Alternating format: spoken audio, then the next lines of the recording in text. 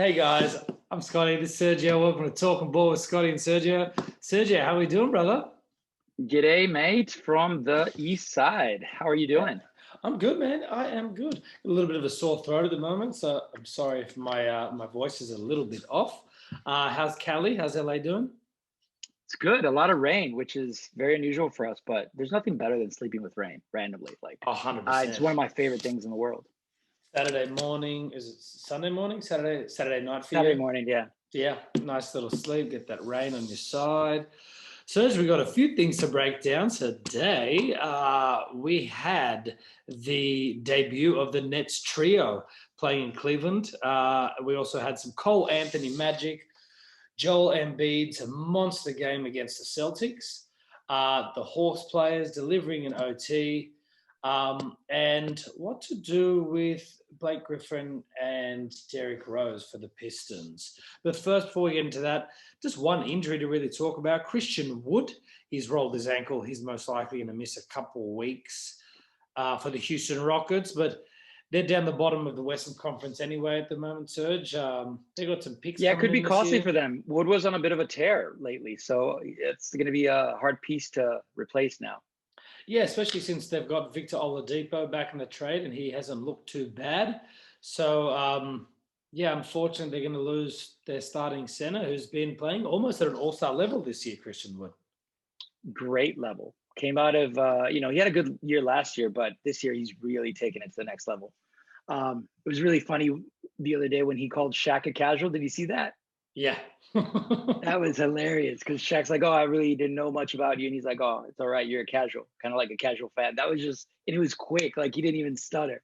Good, man. Christian Wood's also the guy, so he got a 3-year, $41 million contract this year from the Houston Rockets. But the last few years, he'd struggled since he didn't get drafted. He missed out on both rounds. He played a lot of G League for different teams. He made a few squads, got cut a bunch of times. And obviously, last year had his breakout end to the season with Detroit, which led to his contract this year.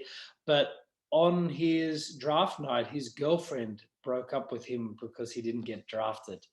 And Wow. yeah, honestly, I read that was his word saying that she dumped me because she said you're never going to make it. And a couple of years later, 3 years, $41 million contract.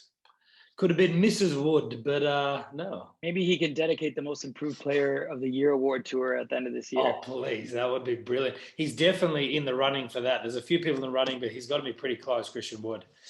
But Serge, let's get into the Nets played their first game of a 2-game trip to Cleveland. This was the first night of the Harden, Durant, and Irving combo. This one went into double overtime where Cleveland won 147 to 135.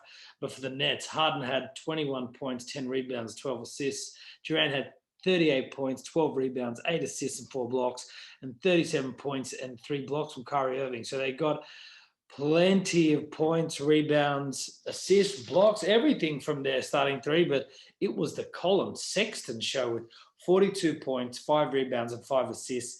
He had a big shot to take it into second overtime, a 3. He had a monster block and steal on Kevin Durant, and he had 15 straight points in second overtime to finish this game off, Serge. What a game.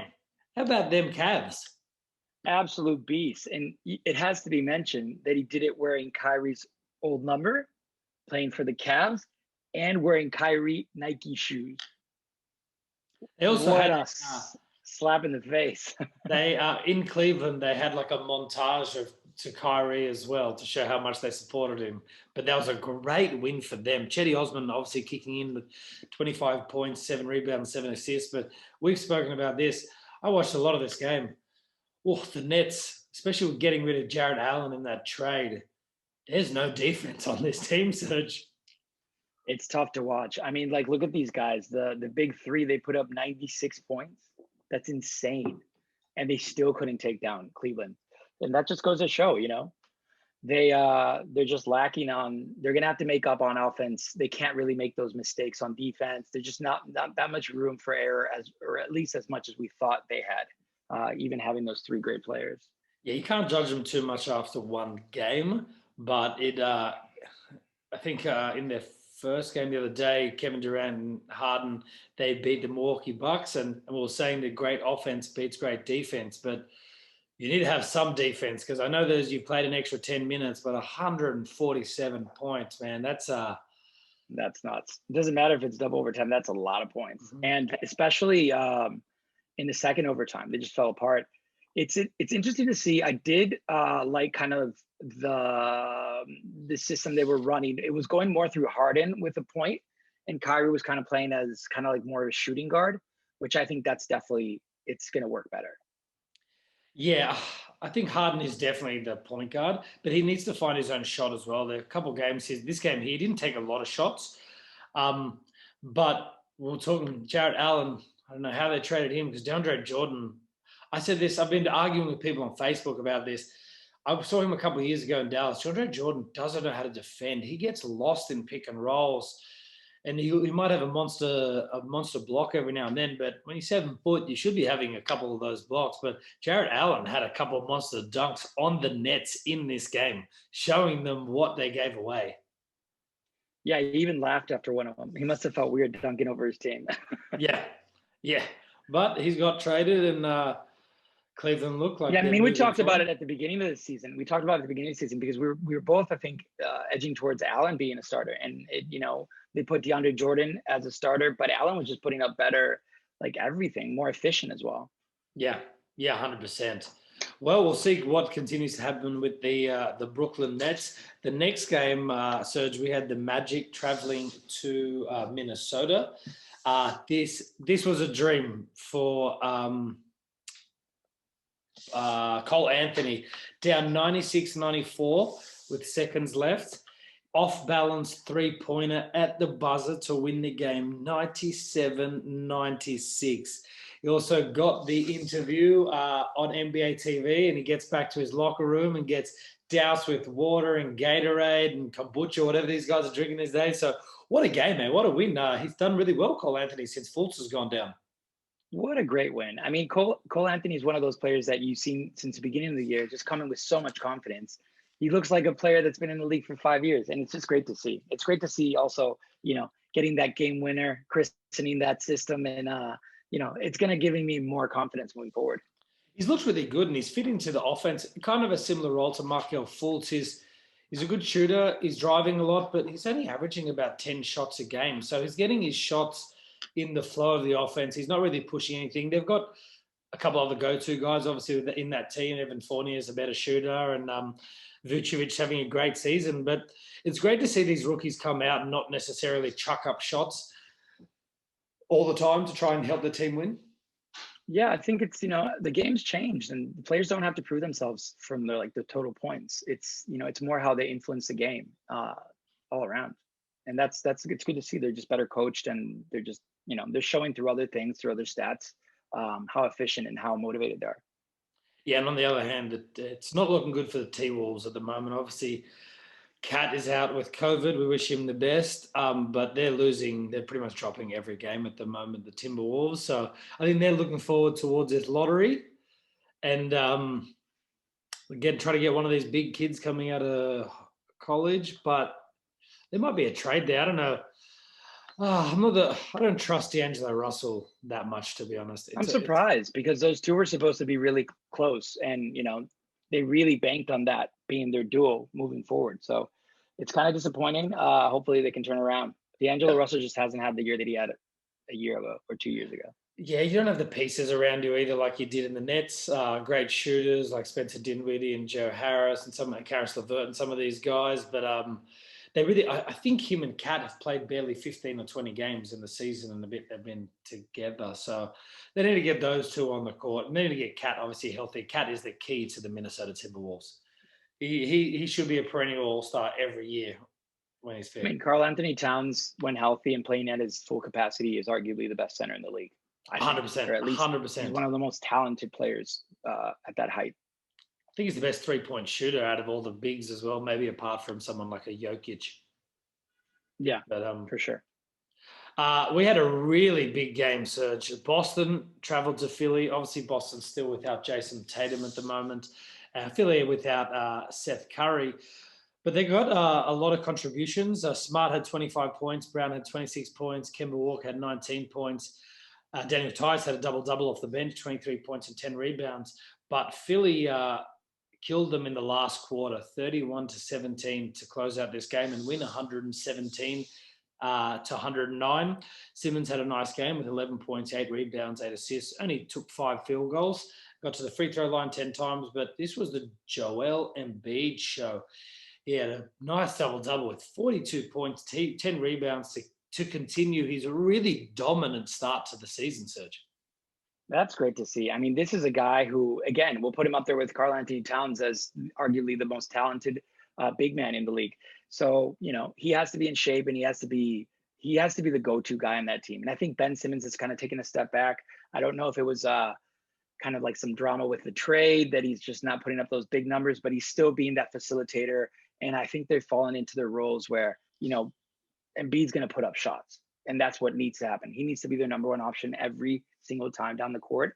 And he just looks fit, and he looks excited and on point, and just hasn't had a lot of off games, which is good to see, because that's what you'd see like in the past few seasons where he just looked a bit dejected sometimes. He didn't have like that full all-in mentality. And this season, he just looks really focused. And I think the Sixers are just going to keep getting better and better as the season progresses. Yeah, 100%. So we were just talking about the Nets a moment ago and their lack of defense. I'm starting to think that 76 is going to be pretty close to the Eastern Conference Finals as well. And if they come up against the Nets, who is going to guard Joel Embiid? Because Kevin Durant will get monstered. He's just too thick for him, because Kevin Durant's starting to play a little bit more of that small ball 5, but you can't when Joel Embiid's in that team. DeAndre Jordan will get murdered. We were talking before, he's there. You got to maybe look for a trade, get a big body in there to stop. If you think you're going to run into Philly. Because I mean, even with a zone, like you're not going to be able to control a guy like Embiid. He's just that gifted, and he's a good passer too. So it's going to be tough for the Nets to match up. That's going to be a nightmare actually for them matchup wise. I had Joel Embiid in my top 3 for the MVP race this year, and he's turning it up at the moment. Philly, I think that was a good call. I remember. I think I kind of was like, oh really? I remember kind of doubting you on that one, but so far you've been right. He's up there.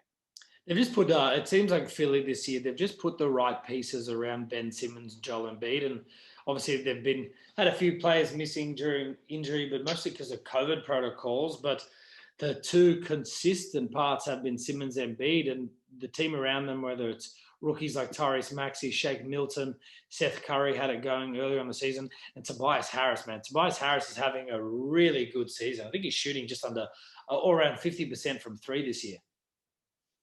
And that's great to see. Last year was kind of an adjustment year for him. And this year he's just really fallen into he feels comfortable in his position. Yeah, they had him playing at the 3 a little bit last year because Al Horford had to play the 4 and a little bit too big for a 3, but he gets to play his favorite power forward position now, and he's going really well. And this Philly team is flying, Serge. They are flying. They're going to be tough to match up. 100%. Dwight Howard. Like imagine, Dwight Howard coming off the bench. The Nets can't even really guard him. Or on defense, he's going to be a monster too. Yeah, 100%. I think I heard Doc Rivers the other day saying, I don't think the Lakers realize how important Dwight Howard was to that team last year defensively and grabbing big rebounds. And he doesn't do a lot apart from catching a few lobs on offense, but it's all you need. It's all you need, Serge. Yeah, he's a tough guy too, The last game we're going to talk about today, because it was quite a few days, was the Hawks traveled to Detroit. We had a really close game. They went into overtime. The Hawks ended up pulling it out 123 to 115. Trae Young had 38 points and 10 assists. John Collins had 31 points and 11 rebounds. And Clint Capella, 27 points and 26 rebounds, 5 blocks. For the Detroit Pistons, it was the Jeremy Grant show as usual. Who's putting up all-star numbers. He had 32 points, 6 rebounds, and 5 assists. And the Hawks starting to find their groove. Had a few injuries, still no Bogdanovic and no Gallinari, but they're starting to climb up the Eastern Conference ladder again. Yeah, I mean the Hawks are a playoff team in my eyes. We can't talk without mentioning Capella. That's insane. 27 and 26. The last time that happened was what, like 20 years ago. I think Shaq did it in like 2004, 2001 or something. Those are insane numbers. And it's good to see from Capella because, years ago we saw his potential in Houston, and now you're actually seeing him really coming into his position and like feeling in the team where he's going to get those shots and they trust him a bit more on offense. Yeah, he's actually fit really nicely next to John Collins. John Collins is so athletic and he can shoot a little bit as well. But Clint Capella, man, we know he can get some rebounds. 26 rebounds. I think he had 7 offensive rebounds in this game. So you're giving your team so many extra possessions and chances, and think you got to kick out a few of those to Trae Young, who's hitting a few 35, 40 footers. But at the same time, we were talking, Trae Young's been a little bit funny this season. His field goal percentage is a bit down and taking some odd shots. Yeah, basically, he kind of thinks he's Steph Curry and he's not, yeah, we saw glimpses of stuff that Steph does, popping threes from that distance, and he chalks them up on the same rate that Steph Curry does. But I think he's just not there, and he needs to work it on, just finding those more efficient shots, like more open shots, and not just play hero ball. This team has a lot of options. You have players like Collins, who, gladly he's getting up his shots. He was now. A little bit pissed. Yeah, he was pissed with Trae Young's play a week or so ago, just chucking up these shots. And like sometimes you look at the stats from the games and you may hit 4 or 5 3-pointers, but he goes 10 for 24 or something, Trae Young, which is like you're taking crazy jumpers, like mid-range jumpers. Like you're not finding efficient shots in the flow of the offense. For sure. I mean, his field goal percentage just needs to be better. It's like 41%. And I know he takes a lot of threes, but his threes, he's pretty much like slightly below league average, which, come on, like the guy's known for taking threes. So if you're taking threes at that clip, you gotta tone it down a bit, maybe get to the line. And, he's pretty crafty. So yeah, they have to work on that and get more shots for Collins, I think. And, Capella playing great now too. So get him the ball. Yeah, 100%.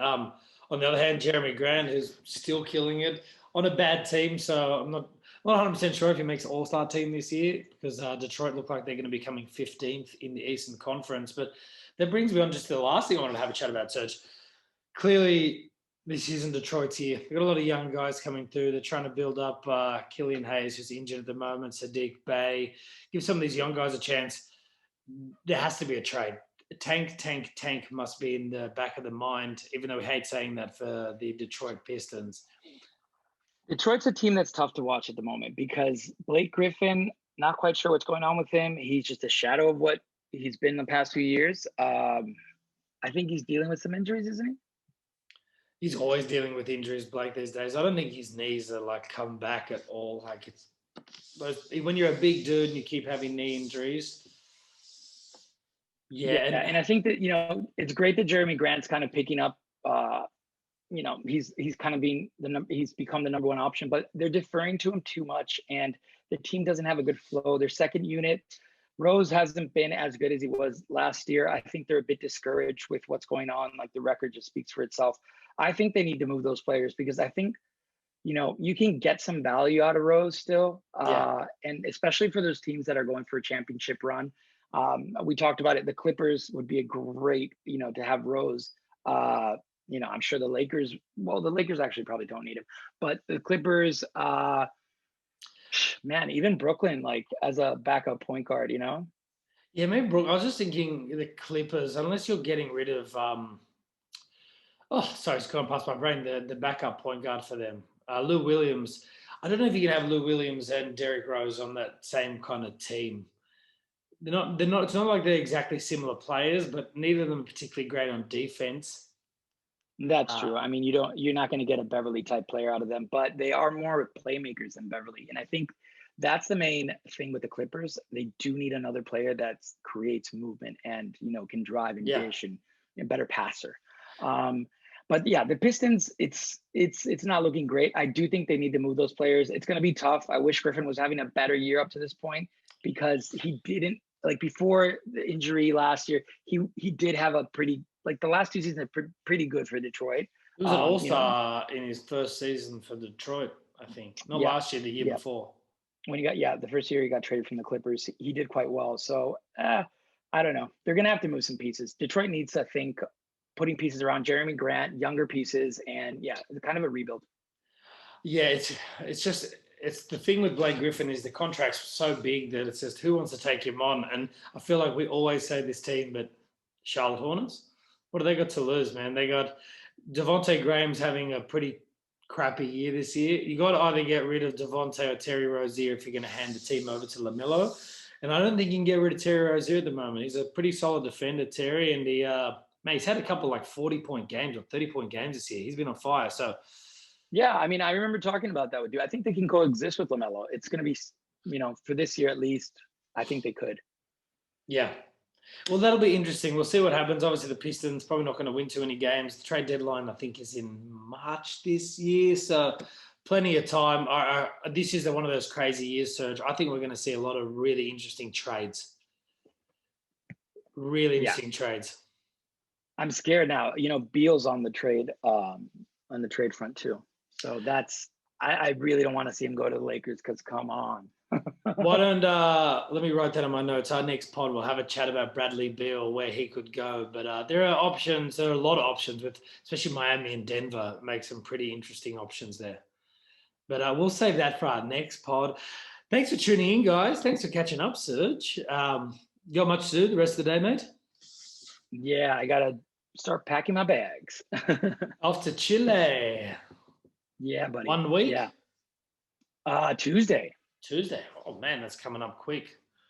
Yep. 1 or 2 more pods, and then the next time we speak, you'll be in Chile, my friend. We'll be podcasting from South America. Beautiful. All over the world, baby. All over the world. Thanks for tuning in, guys. Remember to like and subscribe to our YouTube page. Join our Facebook group. Instagram is up now as well. I'll add that to the information underneath the YouTube video. And again, hopefully we'll get our Spotify sorted very soon. Thanks for tuning in, guys. Peace out, guys. Have a great day. Take care, brother. Woo.